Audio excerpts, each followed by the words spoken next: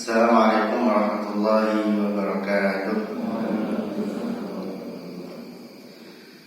Alhamdulillah wassalatu wassalamu ala Rasulillah Sayyidina Muhammad bin Abdullah wa ala alihi wa sahbihi wa mawala wa la hawla wa la quwwata illa billah. Rabbi shrah li sadri wa yassir li amri wahlul 'uqdatam min lisani yafqahu qawli. Amma ba'du, fa inna asdaqal hadithi kitabullah wa khairal hadi hadi nabiyyina wa syafi'ina Muhammadin sallallahu alaihi wasallam wa syarrul umuri muhdatsatuha wa kullu muhdatsatin bid'ah wa kullu bid'atin dhalalah wa kullu dhalalatin finnar wa asyara man wahada wahidul qahhar. Para jemaah Masjid Ar-Rahim yang berbahagia, mungkin sebelum saya memulai kultum subuh, sebaiknya saya perkenalan terlebih dahulu. Kalau apa bahasanya, sanes asik. Memang mungkin baru pertama kali panjenengan bertemu dengan kula. Nama kula Ahmad Yauddin Sudi, biasa dipanggil Mas kali istri. Nama panggilannya biasanya Sudi. Nah, asal kula dari Sidoarjo.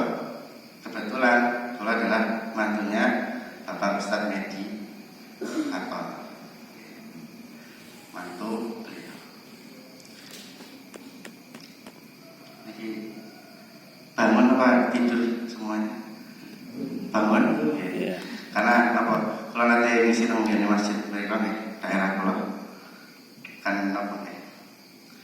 Kalau biasanya ngisinya materi-materi berat, jadi kenapa belum terbiasa dengan iklim Indonesia yang memang harus diselipi dengan perbincangan apa biar tuh apa para audiensen itu bangun dan menyimak kan.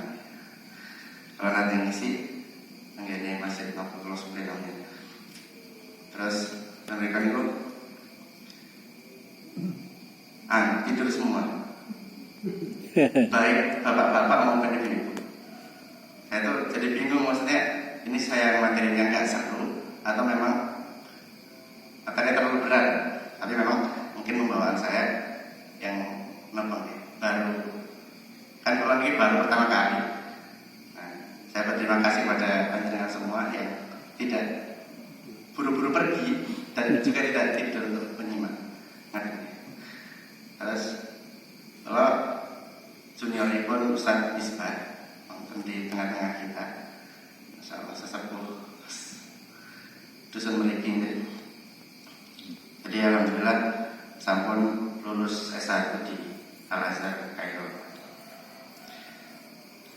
Nah, mungkin untuk memulai pagi ini ada yang sudah mengecek kalender Hijriah. Sekarang tanggal berapa? Tanggal 1 Sya'ban. Nah, jadi memang kebiasaan para masyayikh kami di Al-Azhar sana, mungkin Ustaz Misbah juga sudah sering menyampaikan kepada panjenengan sami adalah berkultum atau memberi nasihat di mimbar itu sesuai dengan kejadian yang sedang terjadi pada saat-saat itu. Misalkan Sya'ban, penjelasan tentang Sya'ban, bahkan ngaji kitab, satu kitab full itu tentang pembahasan Sya'ban.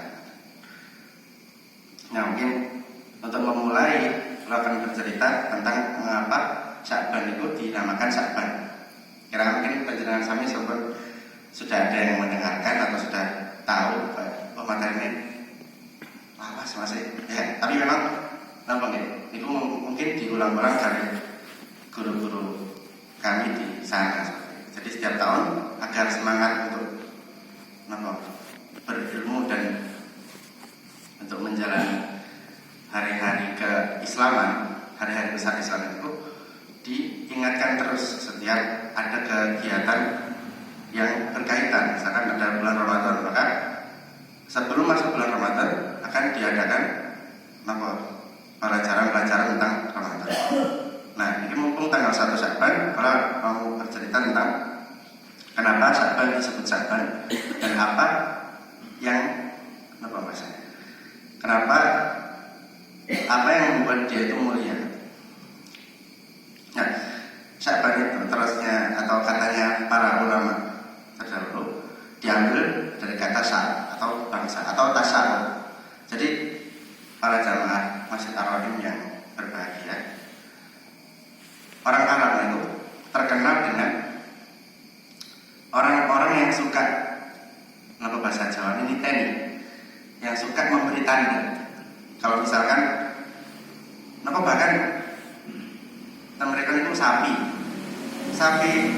saja itu dagingnya yang dijual di pinggir jalan itu ada tandanya, dicap. Ini punya siapa atau ini kualitasnya seperti apa. Nah, oke deh, dengan longgar di search itu tergambarnya sapi atau nih merah-merah. Kalau nggak orang bingung terus data saya yang mereka, kenapa ada tandanya? Nah, karena itu kebiasaan orang Arab adalah mereka suka memberikan tanda, bahkan apapun, bahkan sapi yang mau dimakan itu ketika dijual dipajang di toko-toko daging itu diberi tanda cap-cap. Nah, termasuk juga tentang kejadian-kejadian yang mereka alami. Nah, contohnya bulan Sya'ban. Nah, ini dikatakan tasya'aba fihi an-nas. Jadi orang Arab dahulu ketika menghadapi bulan Sya'ban itu mereka diutus oleh Rasulullah SAW untuk mencari bekal maupun air untuk mempersiapkan berjumpa dengan bulan Ramadan. Bulan Sya'ban itu satu bulan pas sebelum bulan Ramadan. Jadi dulu ceritanya Sya'ban itu bulan untuk mengumpulkan bekal menuju bulan Ramadan. Nah, bulan Ramadan para hadirin itu juga ada ceritanya, diambil dari kata Ramadan yang artinya itu panas. Nah, makanya kenapa Nabi itu dahulu memerintahkan para sahabatnya untuk kemudian mengumpulkan bekal selama 1 bulan penuh untuk menghadapi bulan yang disebut bulan yang panas-panasnya. Nah, jadi kalau di Arab itu ada namanya, ken pusing. Pokoknya intinya untuk menambahkan kesan sangat. Nah, itu ditambahi huruf alif kalian. Contohnya Sya'ban, aslinya itu Sya', bulannya bangsa. Maksudnya tadi bangsa-bangsa berkelompok-kelompok untuk mencari perbekalan. Nah, karena untuk orang Arab itu untuk meyakinkan bulan ini itu sangat kejadiannya itu sangat berbangsa dan sangat panas, makanya ditambahi alif kalian Sya'ban kali Ramadan.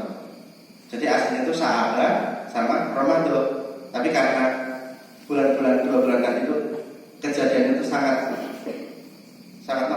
diingat dan sangat panas di bulan Ramadan, maka ditambahi alif dan maka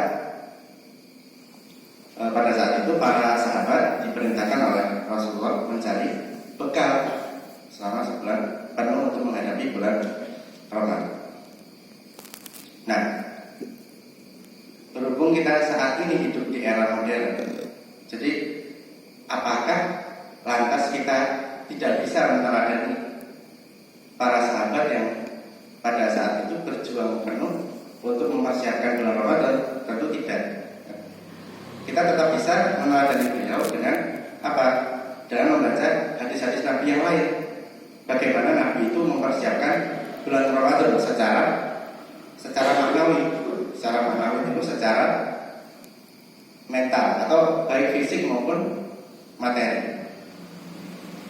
Jadi diriwayatkan dari Ummul Mukminin Sayyidah Aisyah radhiyallahu ta'ala bahwa Rasulullah SAW itu sangat gemar sekali berpuasa di bulan Sya'ban.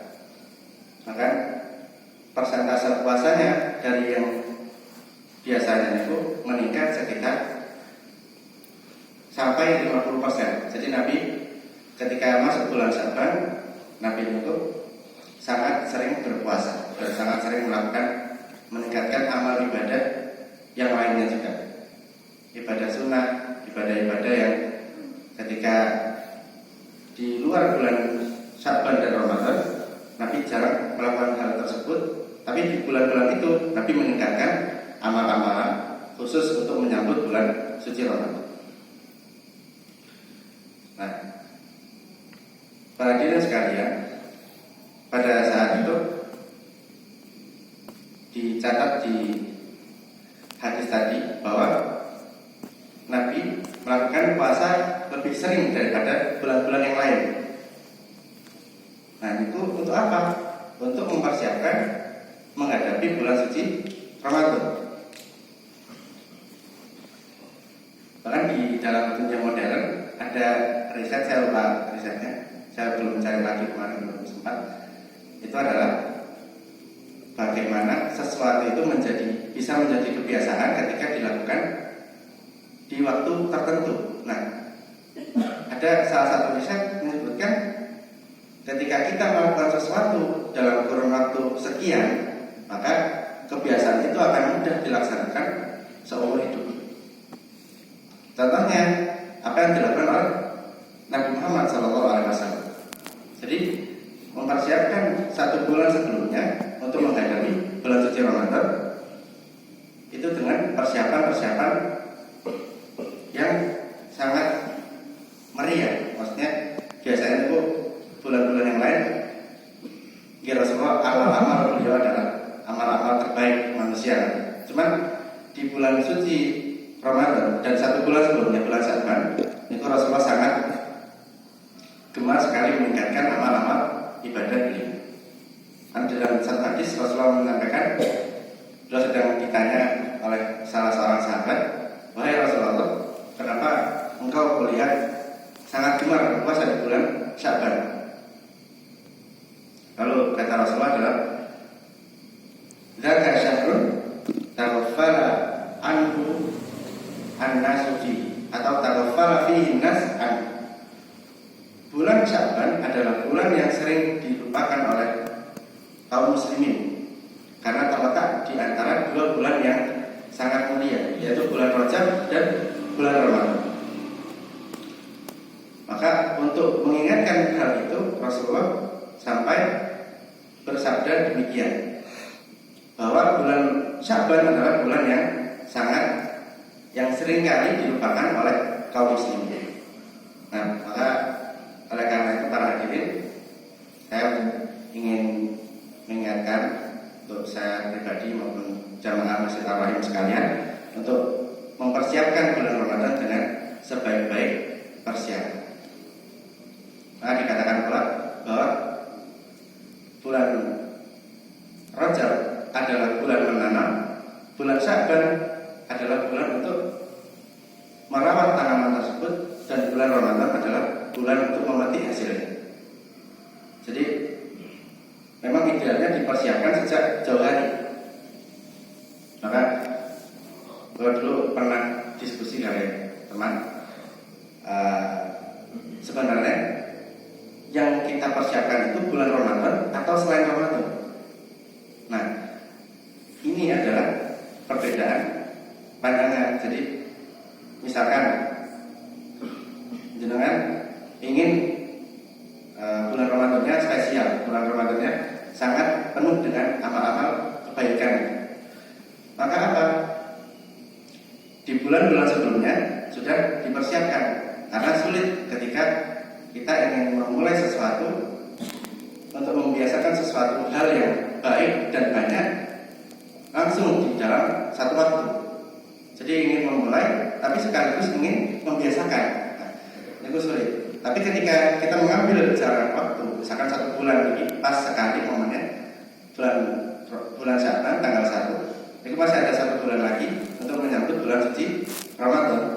Nah, itu bisa kita mulai dengan memperbanyak amal-amal yang tadi itu mungkin kita di bulan selain Ramadan kita jarang melakukan demikian. Misalkan sedekah, bisa dengan infak, karena infak dan sedekah itu adalah salah satu hal yang disesali oleh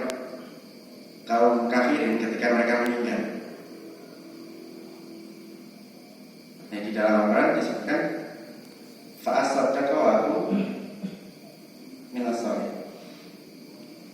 Bahkan mereka ketika meninggal itu apa? Menyesal, Pak. Gusti, boleh kalau dibalikkan ke dunia agar saya bisa bersedekah. Itu penyesalan, salah satu penyesalan orang-orang kafir ketika mereka meninggal. Nah, kalau seperti itu tandanya adalah bahwa amalan-amalan infak, sedekah dan hal-hal yang lain itu memiliki pahala di sisi Allah dengan pahala yang sangat besar. Terus lagi ada puasa sunnah. Nah, itu mulai sangat biasakan mulai sekarang biar kita terkaget. Karena di bulan Ramadan akan ada 30 hari puasa penuh dengan tetap berkegiatan. Kecuali mungkin nonton kebijakan saking Presiden Prabowo atau Menteri Agama bahwa bulan Ramadan 1 bulan full libur. Nah, itu 3 itu berbeda. Nah, selama belum ada demikian, maka bulan Ramadan seperti layaknya bulan biasa. Jadi masih harus bekerja, masih harus ngarit, ngajar di ulang, sekolahan maupun kampus. Nah, itu akan membutuhkan energi yang lebih ketika kita terbiasa. Nah, kalau panjenengan sami, kalau aja untuk mempersiapkan bulan Ramadan dari jauh-jauh hari, contohnya mulai dari sekarang, membiasakan untuk gemar saat tahajud atau puasa-puasa sunnah. Kemarin saya nggak ada utang puasa itu sebisa mungkin di sahur sebelum tiba Ramadan berikutnya. Mengatakan mungkin sing saged kula sampaikan aturaken secara kelebatan mungkin wonten manfaate. Assalamualaikum warahmatullahi taala wabarakatuh.